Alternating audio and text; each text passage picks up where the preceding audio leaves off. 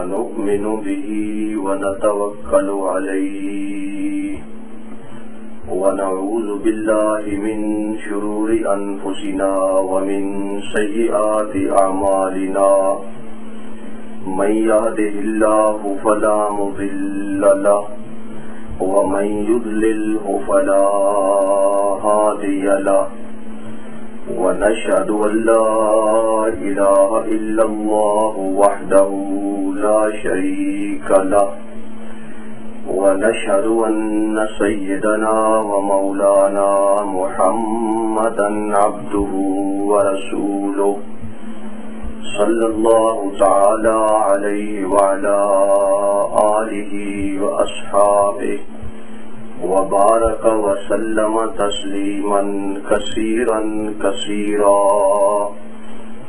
أما بعد فأعوذ بالله من الشيطان الرجيم بسم الله الرحمن الرحيم وعجبوا أن جاءهم منذر منهم وقال الكافرون هذا ساحر كذاب أجعل الآلهة إلها واحدا إن هذا لشيء عجاب وانطلق الملأ منهم أن امشوا واصبروا على آلهتكم إن هذا لشيء يراد ما سمعنا بهذا في الملة الآخرة إن هذا إلا اختلاق. اور تعجب کیا انہوں نے یہ کہ آیا ان کے پاس ایک ڈرانے والا انہی میں سے، اور کہا کافروں نے کہ یہ تو جادوگر ہے جھوٹا، کیا اس نے بنا لیا تمام الہوں کی بجائے صرف ایک الہ؟ بے شک یہ تو بڑی عجیب بات ہے. اور چل پڑے ان کے امراء اور وہ کہنے لگے کہ چلو اور اپنے الہوں پہ جمے رہو، بے شک یہ تو ایسی چیز ہے جس سے بڑا ہونے کا ارادہ کیا گیا ہے. ہم نے تو سابقہ دین کے اندر ایسی کوئی بات نہیں سنی، یہ تو سراسر بنی بنائی ہوئی چیز ہے. سبحان ربک رب العزت عما یصفون وسلام علی المرسلین والحمد للہ رب العالمین. درود شریف پڑھ لیں. اللہم صلی علی محمد.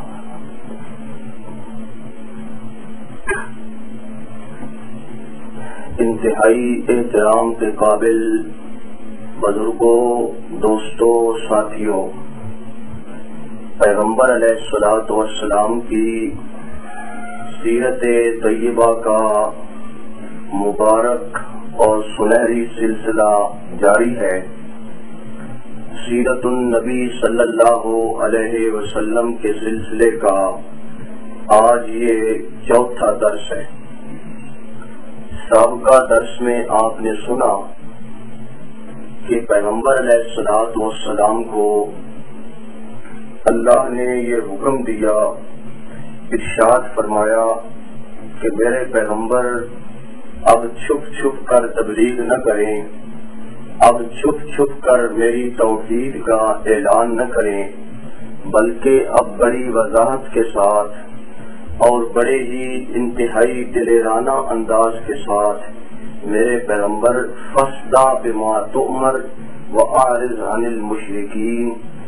آپ کو جو حکم دیا گیا ہے اس کو بڑے کھول کے بیان کر دیں اور مشرکین کی پرواہ نہ کریں. پیغمبر علیہ الصلوۃ والسلام کو جب یہ دعوت عام کا حکم دیا گیا اور کھلم کھلا تبلیغ کا حکم دیا گیا، آپ جانتے ہیں پیغمبر علیہ الصلوۃ والسلام نے تمام مکہ والوں کو بلایا، ان تمام کو اکٹھا کیا اور صفا پہاڑی پہ چڑھے، اور وہاں چڑھ کر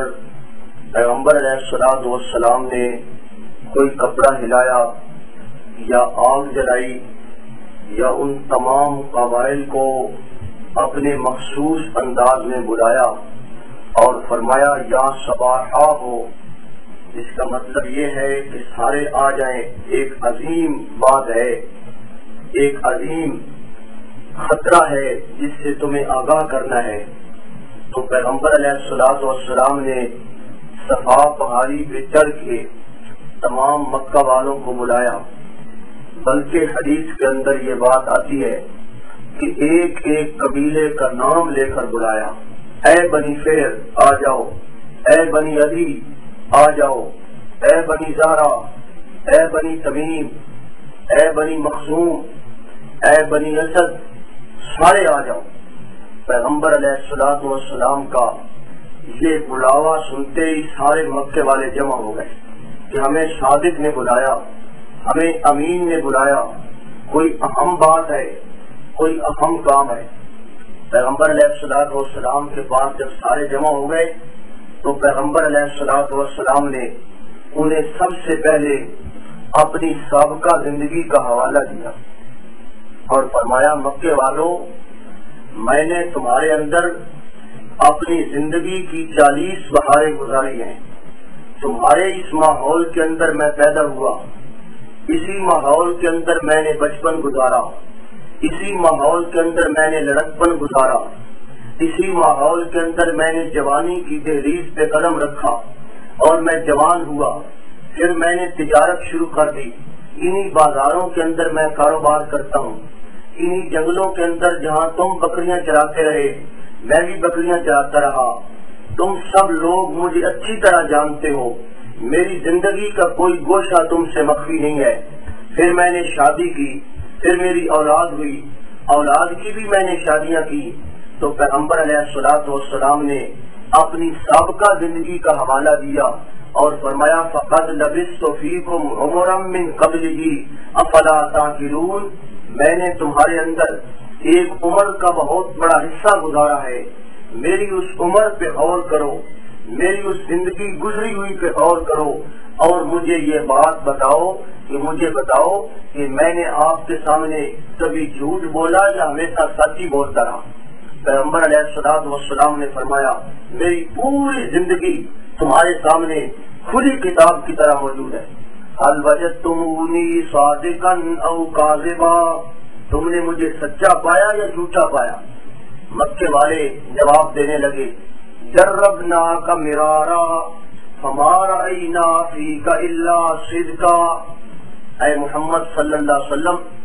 ایک بار نہیں، ہم نے سینکڑوں بار تیرا تجربہ کیا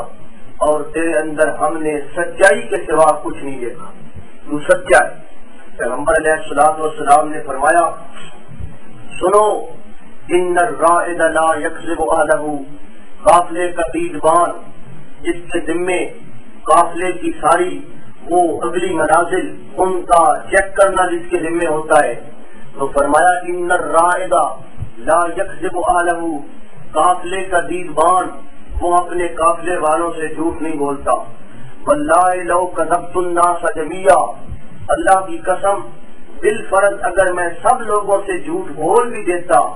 ما کذبتکم، تمہارے ساتھ میں کبھی جھوٹ نہ بولتا۔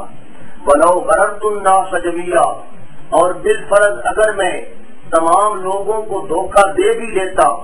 ما غررتکم، تم میری برادری ہو، تمہیں تو میں کبھی دھوکہ نہ دیتا۔ اس کے بعد سوال کیا کہ اگر تمہیں میں کہہ دوں اس پہاڑ کی دوسری جانب سے ایک لشکر آ رہا ہے اور وہ لشکر تمہارے اوپر حملہ کرنے والا ہے، تمہیں تباہ و برباد کرنے والا ہے، تو کیا تم میری زبان پہ اعتماد کر لو گے؟ مکے والوں نے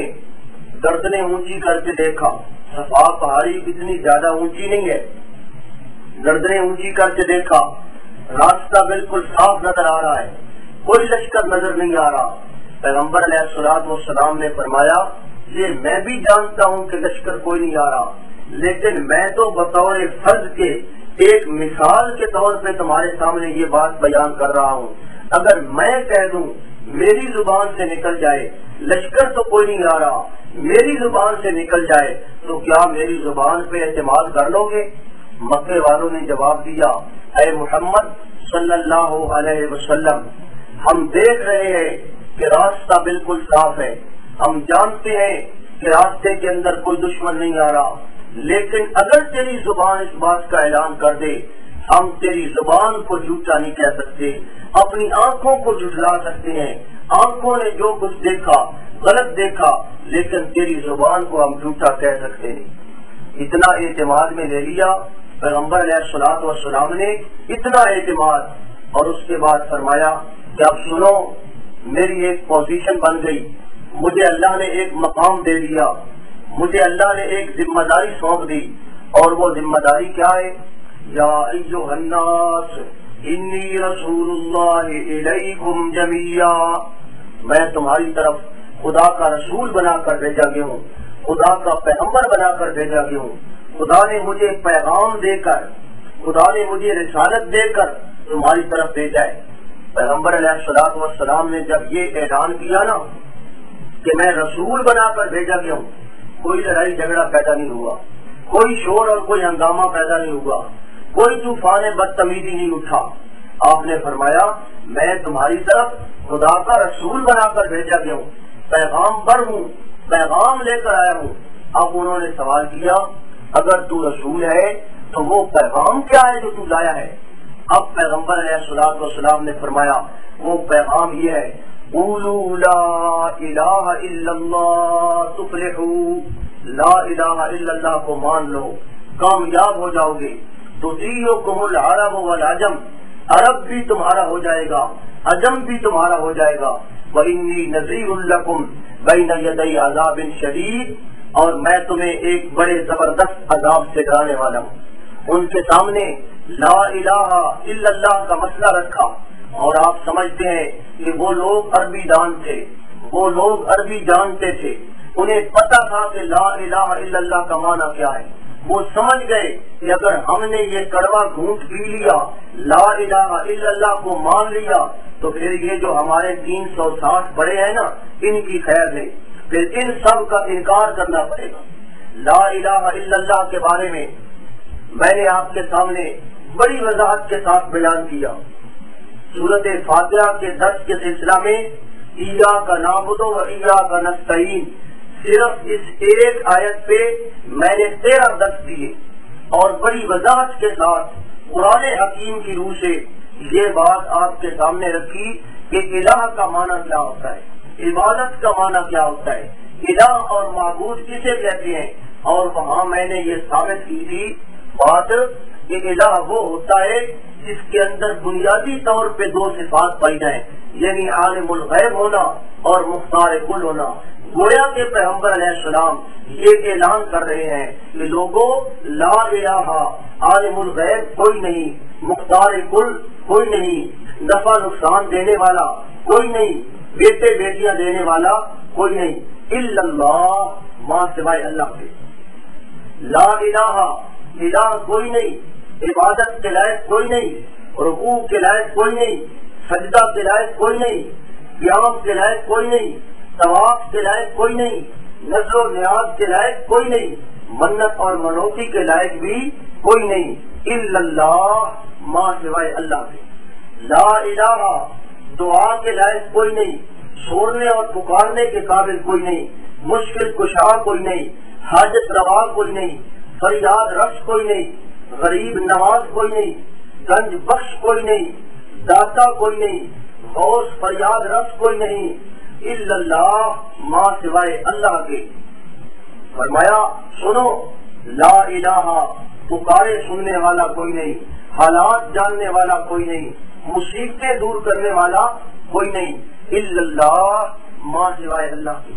جب آپ نے یہ اعلان کیا قوم کو تو ساری بات سمجھ آ گئی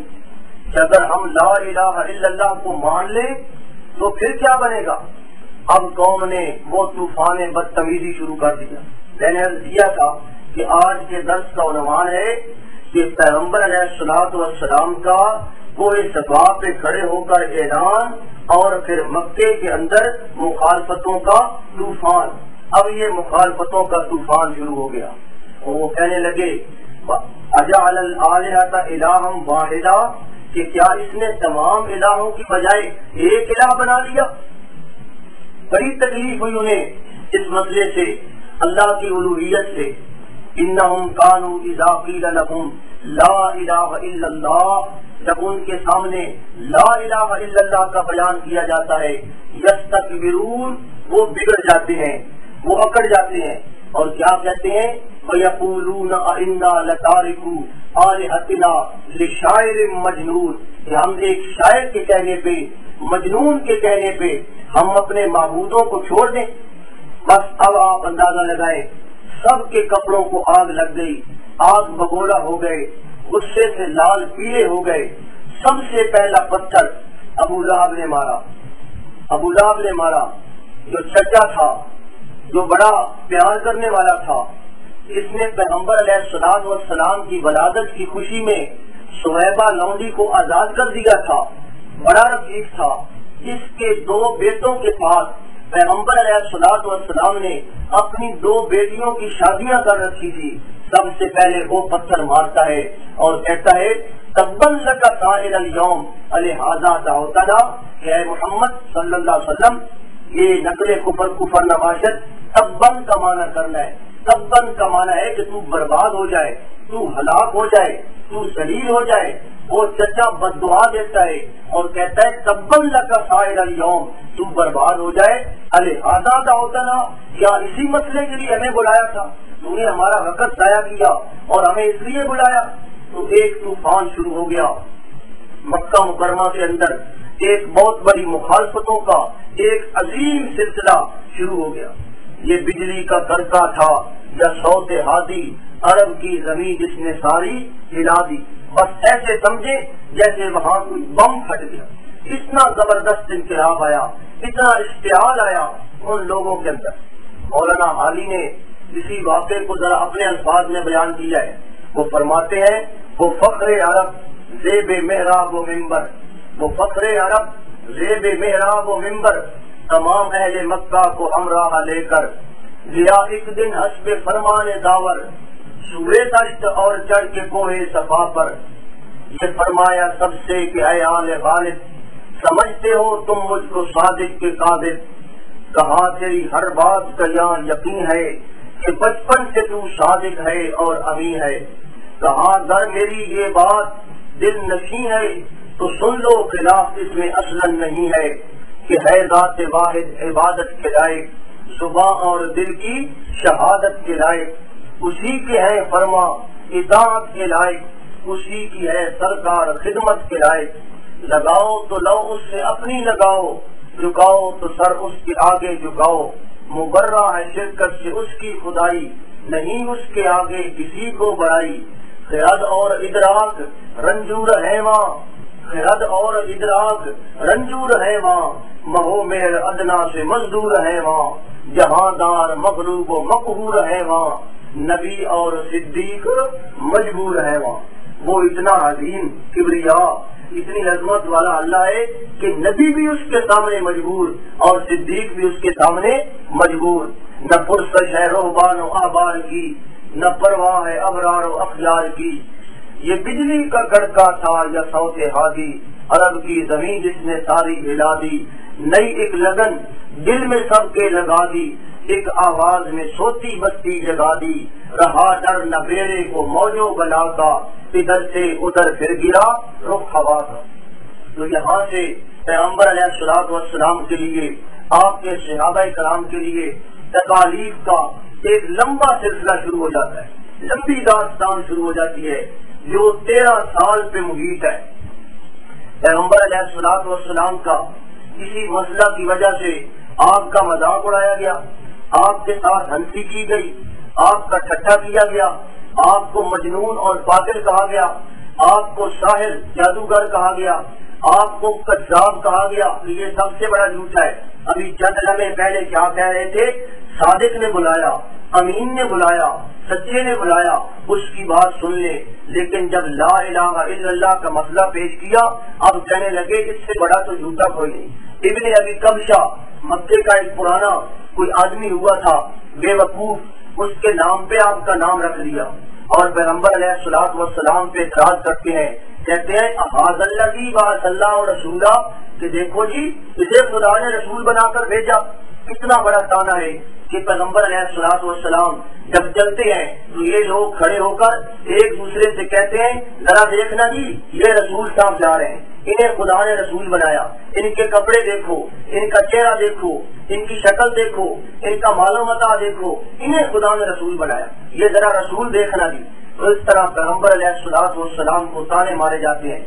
صحابہ کرام بیچارے غریب صحابہ کرام، ان کے بارے میں وہ کہتے ہیں اَهَٰؤُلَاءِ مَنَّ اللَّهُ عَلَيْنَا، کہ کیا یہی وہ ہستیاں ہیں جنہیں خدا نے چن لیا اور خدا نے ان پہ احسان کر دیا؟ یہ بلال، یہ سہیب، یہ عبداللہ ابن مسعود، یہ غریب قسم کے لوگ جنہیں خدا نے اپنے احسان کا وہ جگہ بنایا۔ اَهَٰؤُلَاءِ مَنَّ اللَّهُ عَلَيْنَا، انہیں خدا نے اپنے احسان کا مورد بنایا، ان پہ خدا نے کیسے احسان کر دیا؟ اور پیغمبر علیہ الصلوۃ والسلام کے بارے میں کہتے ہیں لولا نزل هذا القرآن على رجل من القريتين عظيم، کہ اگر یہ قرآن نازل ہی ہونا تھا، اگر یہ قرآن آنا ہی تھا تو یہ ان بستیوں کے اندر کسی بڑے آدمی پہ نازل کیوں نہیں ہوا؟ طائف کی بستی موجود ہے، مکے کا شہر موجود ہے، اس مکے کے کسی بڑے آدمی پہ قرآن نازل ہوتا۔ ولید ابن مغیرہ جو موجود ہے، اس پہ قرآن کیوں نہیں نازل ہوا؟ خدا نے اس کو کیوں نہیں چنا؟ طائف کے اندر عروہ ابن مسعود ثقفی جو موجود ہے، اسے خدا نے کیوں نہیں چنا؟ ایک دور رہ گیا تھا عبداللہ کا یتیم، جسے خدا نے چن لیا۔ پیغمبر علیہ الصلوۃ والسلام کا مذاق اڑاتے ہوئے کہتے ہیں ما لهذا الرسول یاکل الطعام ویمشی فی الاسواق، مجھے یہ عجب رسول ہے، یہ عجیب رسول ہے،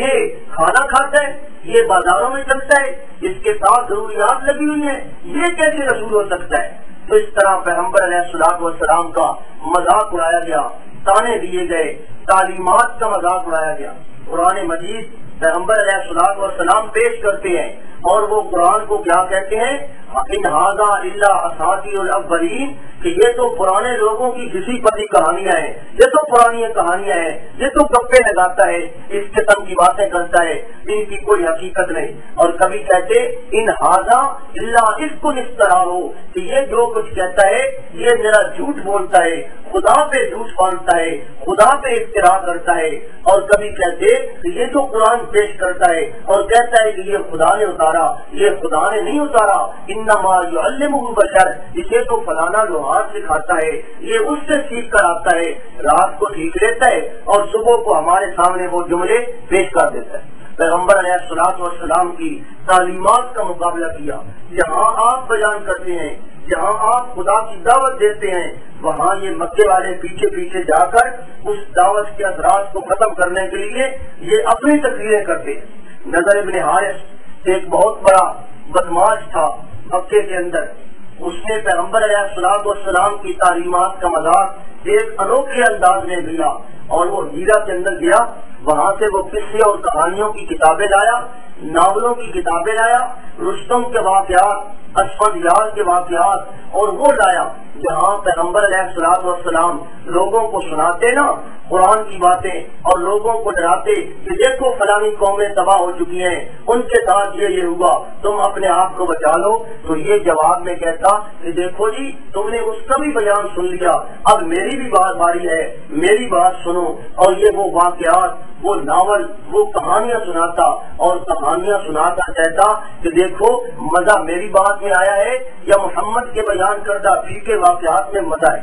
میری بات سنو، روح کو تسکین کہاں سے ملتی ہے۔ تو اس طرح یہ پیغمبر علیہ الصلوۃ والسلام کی تعلیمات کا مذاق اڑاتا، بلکہ اس نے لونڈیاں رکھی ہوئی تھی، کچریاں رکھی ہوئی تھی، جس آدمی کو دیکھتا نا کہ وہ تھوڑا اسلام کی طرف میل ہو رہا ہے، وہاں اپنی کجریوں کو لے جاتا، لونڈیوں کو لے جاتا اور وہاں جا کر انہیں کہتا کہ اس کا دل خوش کرو، ذرا اس کو رقص دکھاؤ، ذرا اس کو گانا سناؤ، ذرا اس کا دل خوش کرو۔ اور جب اس آدمی کو رقص دکھاتا اور اس کے بعد پوچھتا کہ بتا مزہ میرے پروگرام میں ہے یا محمد کے پروگرام میں ہے صلی اللہ علیہ وسلم۔ اس نے یہ انوکھا انداز اپنایا قرآن کا مقابلہ کرنے کے لیے۔ آج بھی انگریز نے، یورپ اور امریکہ والوں نے یہ جو ہمیں تحفے دیے ہیں، ٹی وی، وی سی آر، یہ انٹرنیٹ، یہ فلانی چیزیں، یہ جو ہمیں تحفے دیے ہیں، یہ سارے اسی لیے دیے ہیں تاکہ مسلمان قرآن مجید سے ہٹ جائیں۔ وہی چال چلی جا رہی ہے، قرآن کے مقابلے میں یہ ناول، قرآن کے مقابلے میں یہ ڈرامے، قرآن کے مقابلے میں یہ عیاشی اور بدماشی کے فحاشی کے پروگرام، یہ قرآن کے مقابلے میں اس لیے پیش کیے جا رہے ہیں تاکہ مسلمان کو روحانی طور پہ قرآن کے ساتھ جو تعلق ہے وہ اس کا ختم ہو جائے۔ پیغمبر علیہ الصلوۃ والسلام کی تعلیمات کو جادو سے تعبیر کیا گیا، تو یہ تو جادو کرتا ہے، یہ تو لوگوں کو جادو کر کے ان کو اپنی طرف میل کر دیتا ہے۔ جب حج کا موسم آیا نا مکہ مکرمہ کے اندر، آپ جانتے ہیں کہ حج کے موقع پہ باہر کے لوگ بھی آتے تھے مکہ مکرمہ کے اندر، باہر کے قبیلوں کے لوگ آ گئے حج کرنے کے لیے۔ اب مکے والوں نے سوچا کہ جب باہر کے لوگ آ رہے ہیں، ہو سکتا ہے کوئی محمد صلی اللہ علیہ وسلم کی بات کو سن لے اور وہ ان کا قائل ہو جائے تو پھر کیا بنے گا۔ تو انہوں نے یہ پروگرام بنایا کہ جو بھی باہر کا آدمی آئے گا ہم اس کے سامنے ایک بات کریں گے، اور وہ بات ایسی ہونی چاہیے کہ جو ہم سب لوگ ایک ہی بات کریں۔ یہ نہیں کہ کوئی کہہ رہا ہو جی یہ جادوگر ہے، دوسرا ہمارا بھائی کہہ رہا ہو جی یہ تو پاگل ہے، کوئی یہ کہہ رہا ہو کہ یہ کائن ہے۔ تو اس طرح جب مختلف باتیں ہوں گی تو وہ لوگ متاثر نہیں ہوں گے، اس لیے فیصلہ کر لینا چاہیے کہ جب باہر کے لوگ آئیں گے تو ان کے سامنے محمد صلی اللہ علیہ وسلم کے بارے میں ہم کیا کہیں گے۔ یہ ولید کے پاس گئے، ولید ابن مغیرہ کے پاس گئے کہ بابا جی آپ ہم میں سب سے بڑے ہیں، آپ زیادہ عقل مند ہیں، آپ زیادہ سمجھدار ہیں، حج کا موسم آ گیا ہے، لوگ آنے والے ہیں، تو ان لوگوں کو ہم کیا جواب دیں گے؟ وہ پوچھیں گے کہ یہ کون ہے، کیا بات ہے، تو کیا جواب دیں؟ جواب ایسا ہونا چاہیے جو ہم سارے مل کر ایک ہی جواب دیں۔ تو یہ ولید کہنے لگا کہ آپ بھی بتائیں تمہارا کیا خیال ہے۔ انہوں نے کہا کہ ہمارا خیال تو یہ ہے کہ ہم ان لوگوں کو یہ کہہ دیں کہ یہ کائن ہے، یہ کائن ہے، کہانت کرتا ہے، اس قسم کے عملیات اس کے پاس ہیں، اور وہ کر کے لوگوں کو اس طرح اپنی طرف دوڑا لیتا ہے اور یہ جملے بولتا ہے، لوگوں کو پیچھے لگا لیتا ہے۔ تو ولید کہنے لگا کہ نہیں یہ بات جچے گی نہیں، یہ بات ٹھیک نہیں بیٹھے گی۔ میں نے کائنوں کو دیکھا ہے، میں نے کائنوں کی زندگی کا مطالعہ کیا ہے، میں ان کے کردار سے واقف ہوں۔ محمد صلی اللہ علیہ وسلم کے اندر ایسی کوئی بات پائی نہیں جاتی جس سے یہ کہا جائے کہ ان کے اندر ذہانت ہے، یہ بات نہیں چلے گی، کوئی اور بات سوچے۔ انہوں نے کہا پھر ہم یہ کہیں گے کہ یہ مجنون ہے، اس کا دماغ خراب ہے۔ دوسری پڑھ لیں،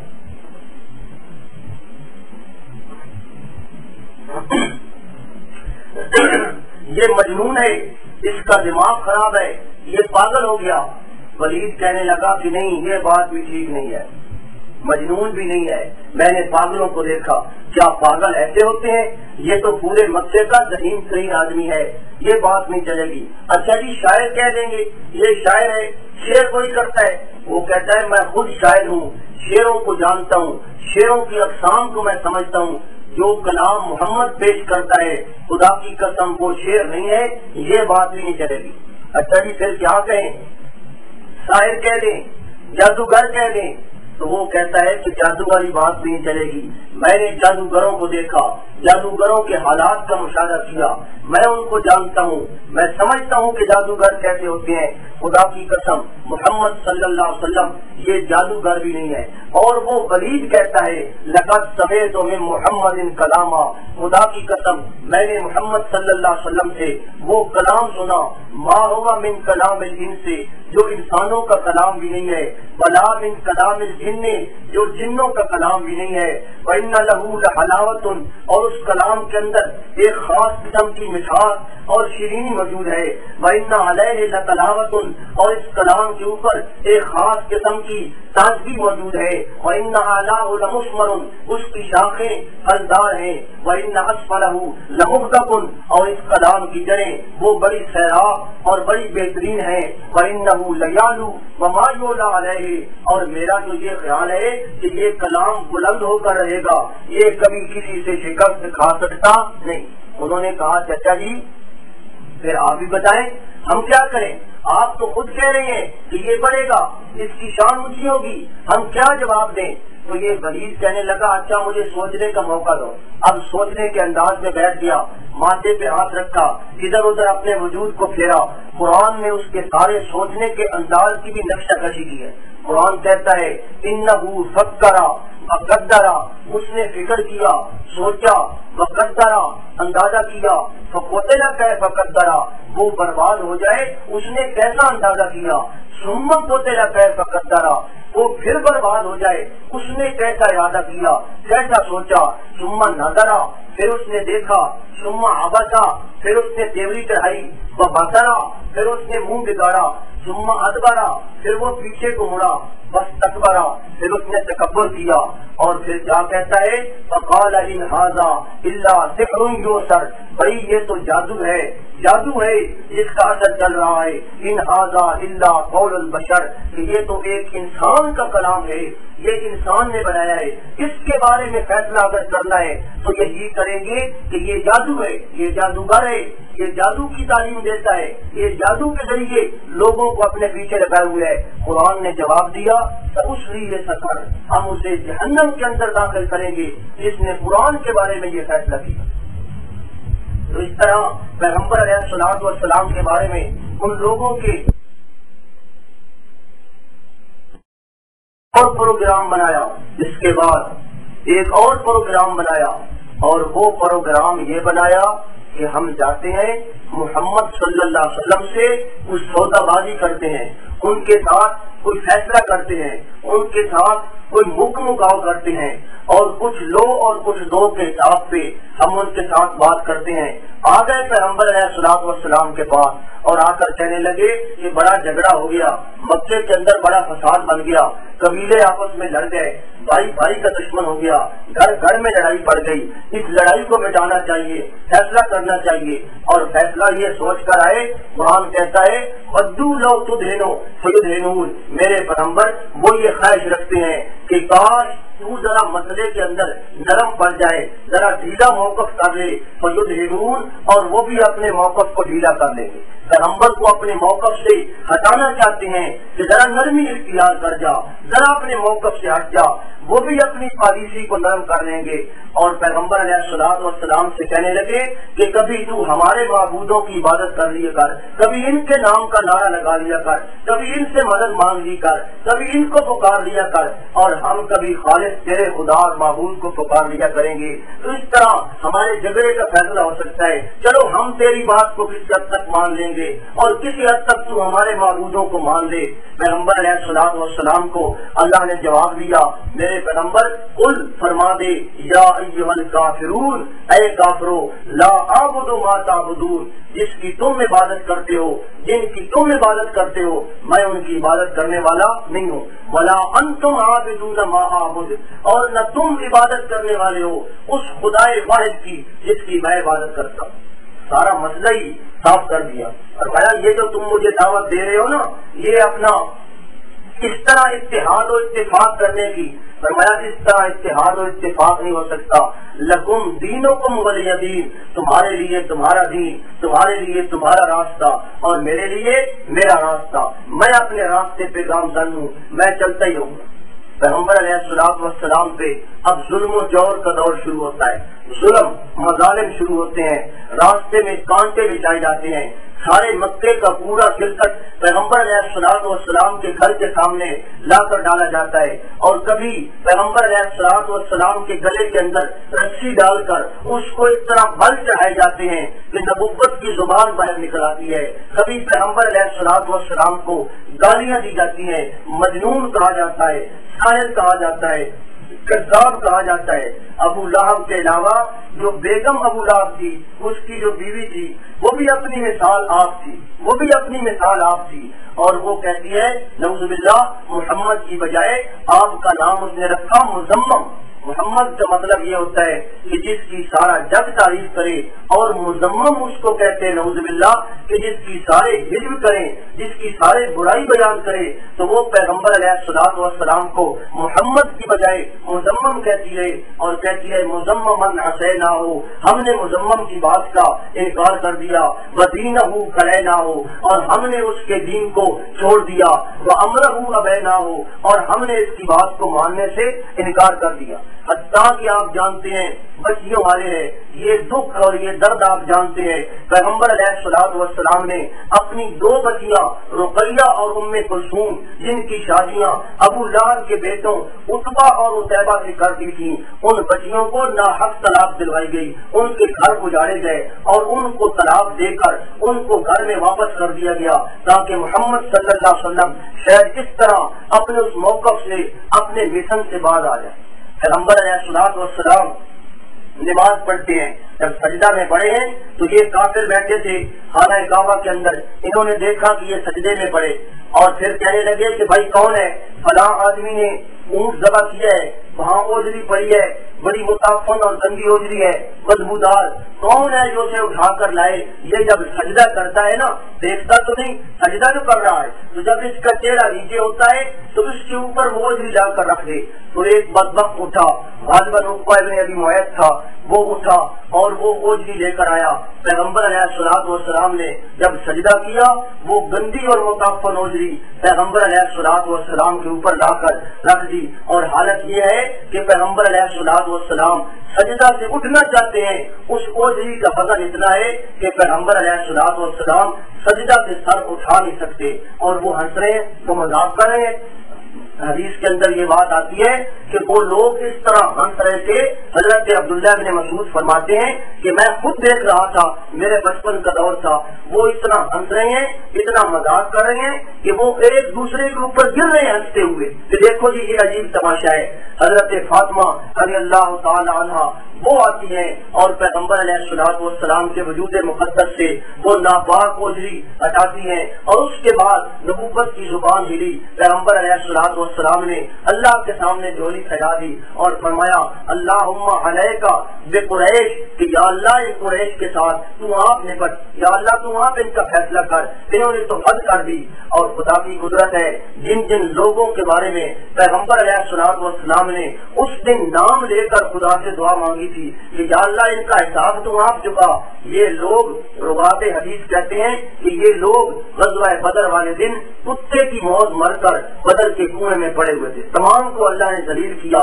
اور یہ ذلت کا شکار ہو کر وہاں قتل ہوتے ہیں۔ تو اس طرح پیغمبر علیہ الصلوۃ والسلام کے خاص دشمن تھے مکہ مکرمہ کے اندر، ویسے تو پورا مکہ دشمن تھا، لیکن خاص جو بڑے بڑے اونچے پائے کے دشمن تھے جن کا کام ہی یہی تھا، وہ خاص دشمن پیغمبر علیہ الصلوۃ والسلام کے ابو جہل ابن ہشام تھا، ابو لہب ابن عبد المطلب تھا، اسود ابن عبد یغوث تھا، حارث ابن قیس تھا، ولید ابن مغیرہ تھا، امیہ ابن خلف تھا، ابی ابن خلف تھا، ابو قیس ابن الفاقہ تھا، عاص ابن الوائل تھا، عقبہ ابن ابی معیط تھا۔ تو یہ بڑے بڑے رؤساء تھے، بڑے بڑے چودھری اور بڑے بڑے نواب تھے مکے کے، جنہوں نے پیغمبر علیہ الصلوۃ والسلام کو ہر ممکن تنگ کرنے کا پروگرام بنایا۔ پیغمبر علیہ الصلوۃ والسلام کے علاوہ ان مسلمانوں پہ بھی بڑا ظلم کیا جو بیچارے ایمان لائے۔ کچھ لوگ تو ایسے تھے جن کا خاندان، جن کے رشتے دار وہاں مکہ مکرمہ کے اندر رہتے تھے، اور وہ رشتے داروں کی وجہ سے کسی حد تک وہ محفوظ تھے، لیکن پھر بھی وہ مکمل محفوظ نہیں تھے۔ اور زیادہ ظلم تو ان غریبوں پہ ٹوٹا، زیادہ ظلم تو ان غریبوں پہ ہوا جو غریب الدیار تھے، جو پردیسی تھے، جو مکے کے اندر غلامی کی زندگی بسر کر رہے تھے، ان پہ زیادہ ظلم ہوا۔ حضرت عثمان ابن عفان کو چچا اتنا مارتا ہے کہ سب کے اندر لپیٹ کر ان کو دنیا دیتا ہے۔ حضرت صدیق اکبر رضی اللہ تعالیٰ عنہ کو اتنا مارا گیا، حضرت طلحہ کو مارا گیا، حضرت سعید کو مارا گیا۔ ان تمام لوگوں پہ بڑے بڑے ظلم ہوتے ہیں۔ صدیق اکبر کو ایک دفعہ اتنا مارا گیا کہ حضرت صدیق اکبر بے ہوش ہو گئے۔ دراصل وہ لوگ پیغمبر علیہ الصلوۃ والسلام کو مار رہے تھے، صدیق اکبر آپ کی معاونت کے لیے گئے اور جا کر ان لوگوں کو ہٹایا اور فرمایا اتقتلون رجلا ان یقول ربی اللہ، کہ کیا اس آدمی کو اس لیے مارتے ہو جس نے اللہ کو اپنا پروردگار بنا لیا؟ انہوں نے حضور علیہ الصلوۃ والسلام کو چھوڑ دیا، ابو بکر کو مارنے لگے۔ اتنا مارا گیا، حدیث کے اندر آتے ہیں وَوُطِئَ وَطْئًا شَدِيدًا، ابو بکر کو روندا گیا پاؤں کے نیچے، ابو بکر کو لداڑ دیا گیا، اور جب انہیں یقین ہو گیا نا کہ ابو بکر مر چکا ہے، پھر وہ چلے گئے۔ اس کے بعد ان کی والدہ ان کو اٹھا کر لائی بے ہوش ہیں، گھر کے اندر لایا گیا، کوئی ہوش نہیں، والدہ سرہانے کھڑی ہے دودھ لے کر پانی لے کر کہ میرا بیٹا ابو بکر اٹھے گا میں اسے پانی پلاؤں گی، انتظار کر رہی ہے، بار بار آواز لگاتی ہے ابو بکر ذرا آنکھیں کھول، ابو بکر ذرا ہوش کر، لیکن جب حضرت ابو بکر رضی اللہ تعالیٰ عنہ کو ہوش آیا، سب سے پہلا کلام جو ابو بکر نے ہوش میں آتے ہوئے کیا وہ یہی تھا، اینا حبیبی کیف حالہ واصحابہ، اما میرا حبیب محمد رسول اللہ صلی اللہ علیہ وسلم وہ کہاں ہیں، ان کا حال کیا ہے؟ ماں کہتی ہے انہی کے پیچھے تو یہ ساری مصیبت آئی، اور پھر ان کا نام لیتا ہے۔ ابو بکر کہتا ہے میں اگر ان کا نام نہ لوں تو مجھے مزہ نہیں آتا، میرے دل کو چین نہیں آتا، میری آنکھوں کو نور نہیں آتا، میرے دل کو سرور نہیں آتا، میں ان کا نام لیے بغیر تو زندہ ہی نہیں رہ سکتا۔ ماں کہنے لگی یہ میرا بیٹا یہ دودھ پی لے، یہ فلانی چیز پی لے۔ فرماتے ہیں کہ واللہ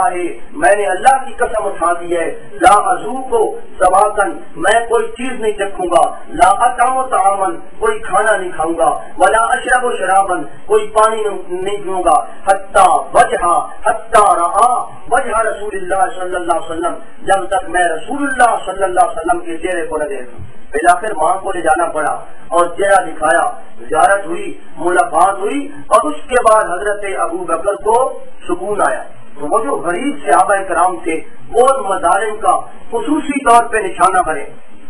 جن کا خاندان راہ نہیں تھا، جن کا کوئی رشتے دار وہاں نہیں تھا، ان پہ تو ظلم کے پہاڑ ٹوٹے۔ حضرت بلال رضی اللہ تعالیٰ عنہ جو امیہ کے غلام ہیں انہیں ہررا کی زمین پہ لٹایا جاتا ہے، بڑی سخت گرم زمین ہے، تپتی ہوئی زمین ہے، وہاں اتنی گرمی ہوتی ہے مکہ مکرمہ کے اندر، اور پھر وہ کالے رنگ کا پتھر، ان لوگوں کے اندر یہ بات مشہور تھی کہ ہررا کی زمین اتنی گرم ہوتی ہے کہ وہ گرمیوں کے اندر توے کی طرح تپ جاتی ہے۔ حضرت بلال کو زمین پہ لٹایا جاتا ہے اور وہاں مارا جاتا ہے، مار مار کر مارنے والے تھک جاتے ہیں، سینے پہ پتھر رکھ دیا جاتا ہے تاکہ بلال اپنی کروٹ کو نہ بدل سکیں، اور اس طرح حضرت بلال رضی اللہ تعالیٰ عنہ پہ ظلم کیا جاتا ہے، مکے کے اندر گھسیٹا جاتا ہے، ان کے گلے کے اندر رسی ڈال کر مکے کے بدماشوں کو، ہمارا لڑکوں کو دے دی جاتی ہے کہ گھسیٹو بلال کو۔ وہ بلال کو مکے کی پوری گلیوں کے اندر ان نوکیلے پتھروں پہ وہ گھسیٹتے ہیں،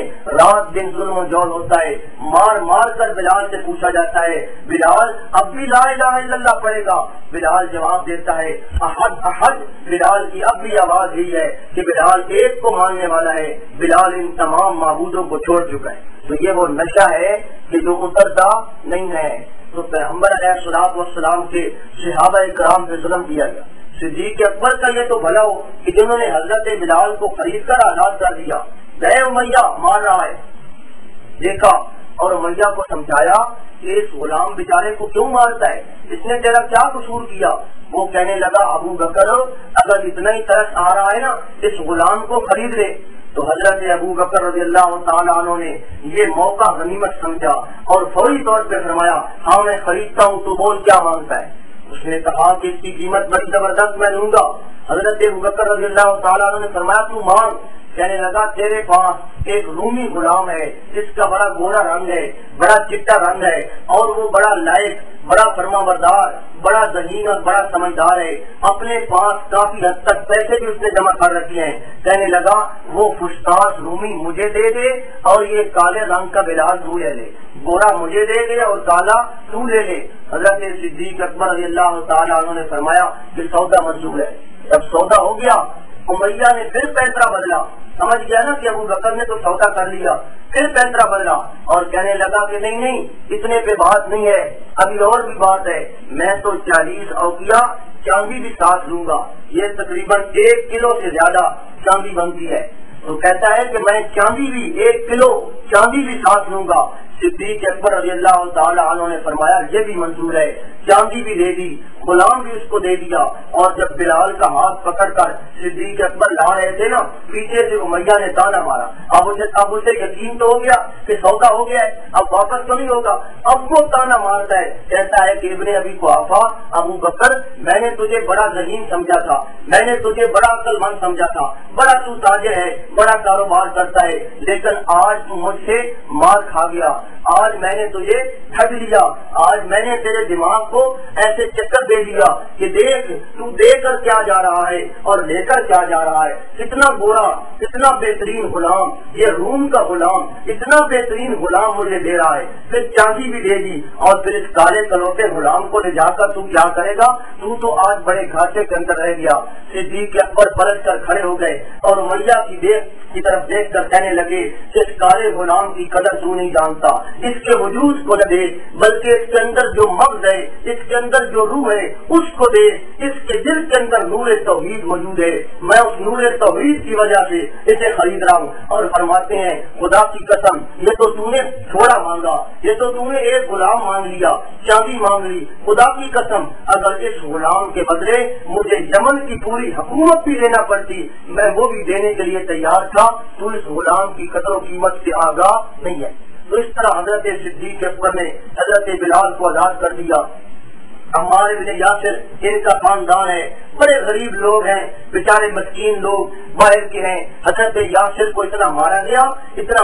وہ بیچارے بوڑھے ہیں، حتیٰ کہ ان کو قتل کر دیا گیا، مارا جاتا ہے، لٹایا جاتا ہے، بیوی کو بھی حضرت سمیہ کو بھی، بیٹے کو بھی اور باپ کو بھی، تینوں کو مارا جاتا ہے۔ مار کر ابو جہل نے بڑا ظلم کیا۔ پیغمبر علیہ الصلوۃ والسلام نے ایک دفعہ دیکھا ان تینوں کو لٹا کر ان کے سینے پہ وزنی پتھر رکھے گئے ہیں، چلچلاتی ہوئی دھوپ ہے، گرم دوپہر ہے اور ان کو مارا جا رہا ہے، پسینے ان کے بہ رہے ہیں اور ان کو مار کر ابو جہل اس کا سانس چڑھا ہوا ہے۔ پیغمبر علیہ الصلوۃ والسلام جب وہاں سے گزرے حالات اتنے سنگین تھے کہ پیغمبر علیہ الصلوۃ والسلام ان کو کچھ کہہ نہیں سکتے، انہیں کچھ نہیں کہہ سکتے، اتنے حالات سنگین تھے۔ آپ نے گزرتے ہوئے صرف یہی فرمایا اصبروا یا آل یاسر، اے یاسر کی اولاد، اے یاسر کے گھر والوں صبر کرو، فإن موعدکم الجنہ، تمہارا ٹھکانہ جنت ہوگا۔ انہیں صبر کا تلقین کر کے جنت کی خوشخبری دے کر چلے گئے اور کچھ نہیں کر سکتے۔ اور حضرت سمیہ کے بارے میں تو آپ جانتے ہیں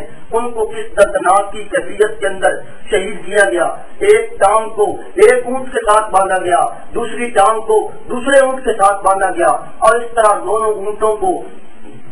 مخالف سمت میں دوڑایا گیا۔ اور کمینی حرکت ابو جہل نے یہ کی کہ ان کو پھر نیزہ بھی مارا۔ اس طرح حضرت سمیہ کے جسم کے 2 ٹکڑے ہو گئے، لیکن اس اللہ کی بندی نے لا الہ الا اللہ کو چھوڑا نہیں۔ یہ ساری تکالیف جو دی جا رہی ہیں صحابہ کرام کو، یہ کس کے پیچھے دی جا رہی ہیں؟ لا الہ الا اللہ کے پیچھے۔ انہم قالوا اذا قیل لهم لا الہ الا اللہ یستکبرون۔ حضرت صہیب کو پانی کے اندر ڈبوکیاں دی جاتی ہیں، مارا جاتا ہے، ظلم کیا جاتا ہے، حتیٰ کہ حضرت صہیب جب ہجرت کرنے کے لیے مدینہ منورہ کی طرف چل پڑتے ہیں، ابو جہل آڑے آ جاتا ہے، ان کو روک لیتا ہے اور کہتا ہے کہ صہیب تو کہاں جاتا ہے؟ بتایا میں مدینہ جا رہا ہوں، پیغمبر علیہ الصلوۃ والسلام کے پیچھے۔ کہتا ہے کہ تو اپنے ساتھ سامان بھی لے جا رہا ہے؟ ہاں جی لے جا رہا ہوں اپنا سامان۔ کہنے لگا تو جب مکے کے اندر آیا تھا نا تو غریب تھا، تو بڑا ہی انتہائی مفلس تھا، اور تو پھر مکے کے اندر رہ کر تو نے یہ کام کیا، یہ کاروبار کیا، اور آج تو اتنا امیر ہو گیا، تیرے پاس اتنا مال و دولت جمع ہو گیا، آج میں تجھے جانے نہیں دوں گا، اگر تو نے جانا ہے نا یہ سارا مال مجھے دے دے، یہ سارا سونا چاندی جو تو نے جمع کیا ہے یہ مجھے دے دے۔ حضرت صہیب رومی بیچارے دیکھتے ہیں جب میں کیا کروں، ایک طرف محمد رسول اللہ صلی اللہ علیہ وسلم کی رفاقت ہے اور دوسری طرف یہ مال و دولت جاتا ہے۔ انہوں نے فرمایا کہ ٹھیک ہے سارا مال و دولت بے ایمان تو لے لے، مجھے محمد رسول اللہ صلی اللہ علیہ وسلم کے پاس جانے دے۔ سودا کر دیا اس کے ساتھ، معاملہ کر لیا کہ سارا مال تو لے لے، حتیٰ کہ اس خبیث نے آپ کے پاس جو کپڑے تھے وہ بھی اس نے چھین لیے، ایک دھوتی صرف صہیب کی کمر کے اندر باندھی رہ گئی، اور یہ بیچارے اس دھوتی کے اندر ہجرت کرتے ہیں۔ راستے کے اندر کتنے دن گزارے، درختوں کے پتے کھائے، گندے جوہروں کے پانی پیے، اور اس طرح یہ گزارا کر کے پیغمبر علیہ الصلوۃ والسلام کے پاس قباء کے اندر پہنچ گئے۔ اور جب وہاں پہنچے تو راستے کی ایسی تکالیف تھی کہ حضرت صہیب کا چہرہ سوج گیا، ایسی کوئی پتہ نہیں چیز کھا بیٹھے تھے، کوئی پتا الرجی ہو گئی اور پورا چہرہ ان کا سوج گیا، آنکھیں ان کی سوج گئی، ان کی آنکھیں نظر ہی نہیں آتی تھی۔ پیغمبر علیہ الصلوۃ والسلام کے پاس جا کر بیٹھے نا، سلام کیا تو آپ نے پہچانے ہی نہیں، فرمایا بھائی یہ کون شخص ہے، کہاں سے آیا؟ بتایا گیا جی یہ صہیب ہے، صہیب ابن سنان، یہ صہیب رومی ہے، یہ ہجرت کر کے آئے ہیں۔ پیغمبر علیہ الصلوۃ والسلام نے سارا واقعہ پوچھا، ہجرت کیسے کی، بتایا جی سارا مال و متاع دے دیا، سب کچھ دے دیا، اور ہجرت کر کے آپ کے قدموں پہ آ کر بیٹھ گیا۔ پیغمبر علیہ الصلوۃ والسلام خوش ہوئے اور فرمایا ربح البیع صہیب، یہ جو تو نے سودا کیا ہے یہ بڑا نفع والا سودا کیا۔ اللہ نے اوپر سے قرآن اتار دیا ومن الناس من یشری نفسہ ابتغاء مرضات اللہ، کہ لوگوں میں وہ لوگ بھی ہیں جنہوں نے اپنے نفس کو اللہ کی رضا کی خاطر بیچ دی، ہجرت کو قبول کر لیا اور سارا مال و دولت انہوں نے اللہ کے اپنا قربان کر دیا۔ تو اس طرح حضرت خباب بن الارت ایک صحابی ہیں، ام انمار کے غلام ہیں، لوہاروں کا کام کرتے ہیں، بیچارے سارا دن کام کرتے ہیں، اور جب کبھی لوہے کو گرم کرتے ہیں تو لوہا گرم جب ہو جاتا ہے آگ کی طرح سرخ ہو جاتا ہے، ام انمار آتی ہے، چمٹے سے اس لوہے کو پکڑ کر حضرت صہیب کے سر کو داغ دے دیتی ہے، کبھی ان کی کمر کو داغ دے دیتی ہے، کتنی تکلیف ہوتی ہے، یہ بیچارے چیخوں پکار کرتے رہ جاتے ہیں، ان کی چیخ نکل جاتی ہے لیکن کر کچھ نہیں سکتے، تلواریں بناتے ہیں اور لوہے کی چیزیں بناتے ہیں، حتیٰ کہ کافر لوگ جو ان سے مال خریدتے ہیں جب یہ ان سے پیسے مانگتے ہیں تو یہ کہتے ہیں کہ تیرا محمد کہتا ہے نا قیامت آئے گی تو قیامت کے دن پیسے لے لینا، وہ پیسے بھی نہیں دیتے۔ تو اس طرح حضرت خباب پہ ظلم کیے گئے، حضرت خباب کو ایک دفعہ جلتے ہوئے کوئلوں پہ لٹا دیا گیا، اوپر وزنی پتھر رکھ دیا گیا، حضرت خباب کی ساری کمر جل گئی۔ حضرت عمر رضی اللہ تعالیٰ عنہ نے اپنے زمانہ خلافت میں ایک دفعہ حضرت خباب سے سوال کیا کہ خباب بھائی تیرے اوپر کافروں نے بڑے ظلم کیے، ذرا بتا تو صحیح۔ حضرت خباب نے عرض کیا کہ اے امیر المؤمنین یہ بتانے کی چیز نہیں ہے، یہ دکھانے کی چیز ہے، ذرا میری کمر سے کرتا ہٹاؤ نا، پھر دیکھو میرے داغوں کو، یہ تھی وہ تکالیف۔ تو ان کی کمر بالکل برف کے داغوں کی طرح سفید ہو چکی تھی جلنے کی وجہ سے۔ جب ان بیچاروں کی کمر جلی یہ بڑی تکلیف ہوئی، اور کمر ان کی اتنی جلی کہ اس کے اندر سے خون نکل کر پانی نکل کر تب وہ کوئلے بجھے۔ حضرت خباب بیچارے پیغمبر علیہ الصلوۃ والسلام کے پاس جاتے ہیں اور بڑے درد مندانہ لہجے کے اندر فرماتے ہیں کہ یا رسول اللہ صلی اللہ علیہ وسلم الا تدعو اللہ لنا، یا اللہ کے رسول صلی اللہ علیہ وسلم آپ ہمارے لیے دعا نہیں کریں گے کہ اللہ تعالیٰ ہماری تکلیفوں کو ختم کر دے؟ پیغمبر علیہ الصلوۃ والسلام اٹھ کر بیٹھ گئے، وقد احمر وجهه، آپ کا چہرہ سرخ ہو گیا۔ آپ فرماتے ہیں کہ خباب ابھی سے گھبرا گئے ہو، ابھی سے گھبرا گئے ہو، لقد كان من قبلكم ليمشط بأمشاط الحديد، تم سے پہلے تو وہ لوگ بھی گزرے ہیں کہ جن کو لوہے کی کنگھیاں جن کے جسموں پہ چلائی گئی، ان کا جسم چور چور ہو گیا، ان کا جسم سیما بن گیا، ریزہ ریزہ ہو گیا، لیکن وہ اپنے دین سے پھرے نہیں۔ خباب ابھی سے گھبرا کیوں گئے ہو؟ ابھی تو بڑے مظالم ہونے ہیں، ابھی تو حالات بڑے عجیب و غریب آنے ہیں۔ ابو فقیر ایک صحابی ہے، ان کا گلا گھونٹا گیا، ان کی زبان نکل آئی، زبردست مارا گیا۔ حضرت زنیرہ کو حضرت عمر اس دور کے اندر اتنا مارا کرتے تھے کہ زنیرہ بیچاری کی نظر ضائع ہو گئی، یہ بیچاری نابینا ہو گئی۔ حضرت لبینہ کو اتنا مارا گیا کہ مارنے والا تھک جاتا ہے، لیکن جس عورت بیچاری کو مار پڑ رہی ہے وہ برابر کلمہ پڑھ رہی ہے۔ یہ ظلم و جور کی ایک بڑی لمبی چوڑی داستان ہے۔ مصعب ابن عمیر ہیں، شہزادوں کی زندگی گزارتے ہیں، حضرمی جوتا پہنتے ہیں، قیمتی کپڑے پہنتے ہیں، قیمتی خوشبو لگاتے ہیں۔ پورے مکے کے اندر مصعب ابن عمیر سے زیادہ امیر کوئی نہیں تھا، شہزادہ کوئی نہیں تھا، اس سے زیادہ نخرے والا کوئی نہیں تھا۔ لیکن جب انہوں نے اسلام کو قبول کیا، لا الہ الا اللہ کو قبول کیا، گھر والوں نے نکال دیا، گھر والوں نے وہ ساری آسائشیں، وہ ساری قیمتی چیزیں واپس لے لی، اور مصعب ابن عمیر کی ہڈیوں کے اندر اسلام کی محبت رچ گئی، حتیٰ کہ سب کچھ قربان کر دیا۔ ایک دفعہ پیغمبر علیہ الصلوۃ والسلام کی خدمت میں آئے، وجود اقدس پہ صرف ایک دھوتی باندھی ہوئی ہے اور ہاتھ کے اندر روٹی کا کچھ ٹکڑا موجود ہے، اس کو کھا رہے ہیں۔ پیغمبر علیہ الصلوۃ والسلام کے آنسو آ گئے اور فرمایا کہ نگاہ کرو اس شخص کی طرف، میں نے اس کا وہ دور بھی دیکھا ہے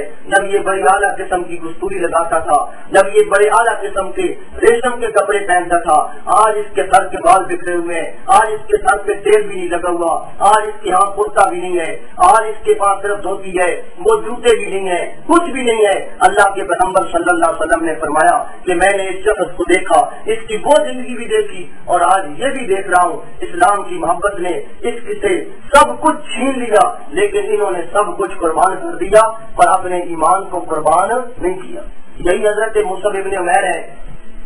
جو غزوہ احد کے اندر شہید ہوتے ہیں اور جن کے کفن کے لیے کپڑا نہیں ملتا، پیغمبر علیہ الصلوۃ والسلام کو بتایا گیا کہ کفن کے لیے پورا کپڑا نہیں ہے. آپ نے فرمایا وہ اسی کپڑے میں کفن دو جس میں شہید ہوئے ہیں. عرض کیا گیا جی وہ اتنا مختصر کپڑا ہے، اگر پاؤں کو ڈھانپتے ہیں چہرہ ننگا ہوتا ہے، چہرہ ڈھانپتے ہیں پاؤں ننگے ہوتے ہیں. پیغمبر علیہ الصلوۃ والسلام نے فرمایا اس طرح کرو کہ میرے مصحف کی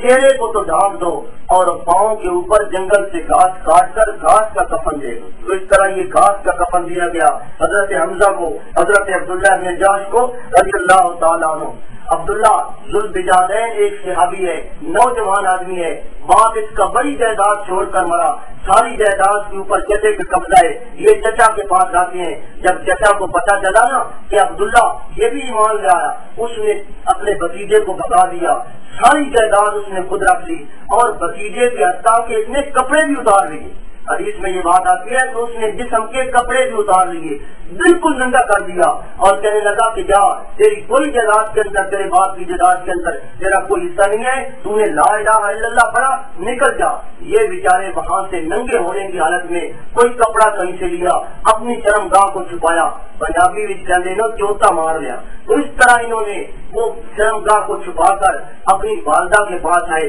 اور والدہ سے آ کر عرض کی کہ اماں مجھ سے چچا نے سب کچھ چھین لیا، مہربانی کر مجھے کم از کم کوئی کپڑا اتنا تو دے دے جس سے میں اپنی شرمگاہ کو چھپا لوں. تو والدہ نے ایک ٹاٹ کا ٹکڑا، ایک معمولی سا ٹاٹ وہ کی طرف پھینکا کہ یہ لے لے. انہوں نے اس ٹاٹ کو 2 ٹکڑے کر لیا، ایک ٹکڑا نیچے باندھ لیا اور ایک اوپر کر لیا. اور اس طرح پیغمبر علیہ الصلوۃ والسلام کی خدمت میں یہ ہجرت کر کے مدینہ منورہ پہنچ گئے. اور پیغمبر علیہ الصلوۃ والسلام نے ان کا وہ سارا ذکر سن کر ان کو لقب دیا اور فرمایا کہ یہ عبداللہ ذوالبجادین ہے، یہ 2 ٹکڑے کرنے والا، 2 ٹاٹوں والا، یہ وہ عبداللہ ہے. جن کی شہادت ہوتی ہے غزوہ تبوک کی واپسی پہ، جب پیغمبر علیہ الصلوۃ والسلام واپس آ رہے ہوتے ہیں غزوہ تبوک سے، تو اس وقت یہ عبداللہ ذوالبجادین یہ نوجوان وہاں شہید ہو جاتا ہے، وہاں یہ فوت ہو جاتے ہیں. راستے کے اندر بخار چڑھا، ایسی تکلیف آئی. حضرت عبداللہ بن مسعود فرماتے ہیں کہ رات کے وقت جب قافلہ وہاں رکا ہوا تھا، رات کے وقت میں اٹھا، میں نے دیکھا کہ ہمارے قافلے کے ایک سائڈ پہ بڑا لمبا چوڑا وہ قافلہ بیٹھا ہوا تھا، کتنے میلوں کے اندر 30,000 کا لشکر تھا. یہ فرماتے ہیں کہ مجھے کچھ روشنی نظر آئی، کچھ لالٹین نظر آیا، ادھر سے ادھر وہ لالٹین چلتا ہے. تو میں نے کہا پتا تو کروں کہ وہاں کیا معاملہ ہے، سارے لوگ سو رہے ہیں اور وہاں لالٹین چلتا ہے. یہ فرماتے ہیں کہ میں وہاں گیا، وہاں جا کر مجھے پتا چلا کہ عبداللہ ذوالبجادین کا انتقال ہو چکا ہے. راستے کے اندر صدیق عمر رضی اللہ تعالیٰ عنہ کو اللہ کے پیغمبر صلی اللہ علیہ وسلم نے حکم دیا اپنے بھائی کو غسل دو، انہوں نے غسل دیا، پھر کفن پہنایا گیا، پھر ان کی قبر کھودی گئی. حضرت بلال کے ہاتھ میں وہ لالٹین ہے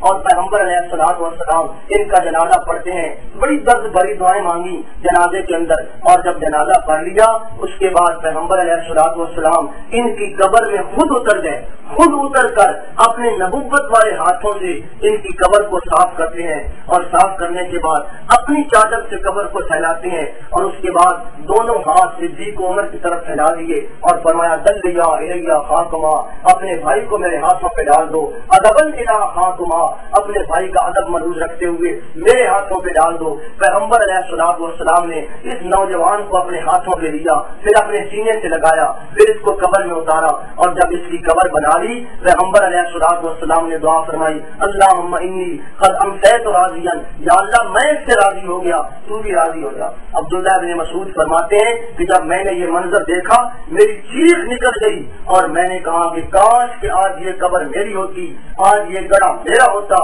اور آج میرا جنازہ ہوتا اور آج میں یہاں مرا ہوتا. تو اس طرح صحابہ کرام پہ بڑے ظلم کیے، حتیٰ کہ پیغمبر علیہ الصلوۃ والسلام کو لالچ دیا گیا. ابو طالب کے پاس آئے سارے، لالچ دیا گیا کہ آپ اگر کچھ چاہتے ہیں ہم سے لینا چاہتے ہیں تو وہ لے لیں. ابو طالب نے بھی کہا کہ میں بوڑھا ہو چکا ہوں، بچیے کچھ میرا خیال کر، شادی کا ارادہ ہے. انہوں نے کافروں نے کہا عتبہ آیا، شادی کا ارادہ ہے، شادی تیری کرانے کے لیے تیار ہے. مکے کی جو حسین ترین عورت ہے اس پہ ہاتھ رکھنا تیرا کام، شادی کرا دینا ہمارا کام. شادی چاہتا ہے شادی کرا دیتے ہیں. سردار بننا چاہتا ہے، ہمارا بادشاہ بننا چاہتا ہے، ہم تو یہ سردار ماننے کے لیے تیار ہیں، تو ہمارا سردار بن جائے جائے گا، باقی سرداری ختم کر دی جائے گی۔ اگر تو مال و دولت چاہتا ہے، دنیا کا مال و دولت، پورے مکے کا مال و دولت تیرے قدموں پہ آ کر قربان کر دیتے ہیں، اور اگر تیرا دماغ خراب ہو چکا ہے، تیرا ہم مفت علاج کراتے ہیں، کوئی بات تو ہمارے بھی مان جا بھتیجے، شادی چاہتا ہے وہ کراتے ہیں، سردار بننا چاہتا ہے سرداری اور قیادت دیتے ہیں، مال و دولت چاہتا ہے وہ دیتے ہیں، علاج کرانا چاہتا ہے وہ کرتے ہیں۔ ابو طالب نے بھی کہا ان کی بات مان جاؤ، میں بوڑھا ہو چکا ہوں، اب میں تمہاری حفاظت نہیں کر سکتا۔ پیغمبر علیہ الصلوۃ والسلام نے جب یہ ساری باتیں خاموشی کے ساتھ سنی تو فرمایا میں تو کچھ بھی نہیں چاہتا، اريد منکم کلمۃ واحدۃ، میں تو صرف ایک بات منوانا چاہتا ہوں۔ انہوں نے کہا صرف ایک بات؟ ابو جہل کہنے لگا کہ بھتیجے ایک بات صرف منوانا چاہتا ہے؟ فرمایا ہاں ایک بات منوانا چاہتا ہوں۔ کہنے لگا ایک نہیں تو بس 10 باتیں منوا لے، ہم تیری 10 باتیں ماننے کے لیے تیار ہیں، تو وہی بتا تو صحیح۔ فرمایا میری تو ایک بات ہے، قولوا لا الہ الا اللہ تفلحوا، لا الہ الا اللہ کہہ لو کامیاب ہو جاؤ گے۔ وہی بات جو صفا پہاڑی پہ کہی تھی آج میں وہی منوانا چاہتا ہوں۔ اور فرمایا کہ چچا میرے ہاتھوں پہ چاند و سورج لا کر اگر رکھ دے، میرے پیروں تلے